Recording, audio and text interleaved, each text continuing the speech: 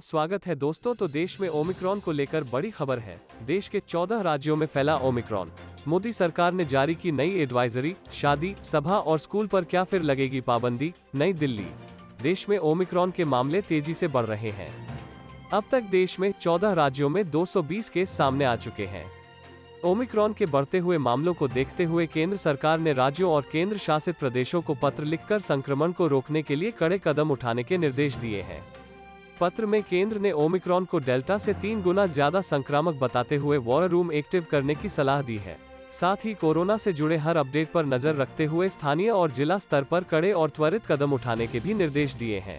केंद्रीय स्वास्थ्य सचिव राजेश भूषण ने राज्यों को लिखे पत्र में कहा है कि टेस्टिंग और निगरानी बढ़ाने के अलावा रात में कर्फ्यू लगाने, बड़ी सभाओं पर रोक लगाने, शादियों और अंतिम संस्कारों में लोगों की संख्या को सीमित करने जैसे कदम उठाए जाएं।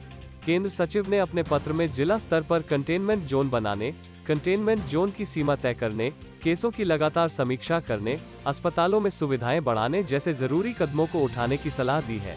केंद्र ने पत्र में कहा है कि इस तरह की रणनीति से राज्य के बाकी हिस्सों में संक्रमण फैलने से पहले ही स्थानीय स्तर पर काबू में हो जाएगा।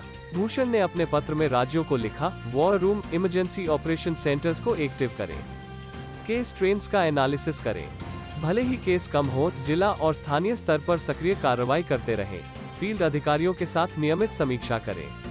इन कदमों से निश्चित तौर पर संक्रमण को कम करने में मदद मिलेगी। कोरोना के नए cluster containment zone, buffer zone बनाए जाएं। कंटेनमेंट में ही संक्रमण को रोकने के लिए कड़े कदम उठाए जाएं। सभी क्लस्टर में सैंपल को जीनोम सीक्वेंसिंग के लिए भेजा जाए। पत्र में कहा गया है कि अभी तक के वैज्ञानिक सबूतों से पता चला है कि ओमिक्रॉन डेल्टा से 3 गुना अधिक संक्रामक है।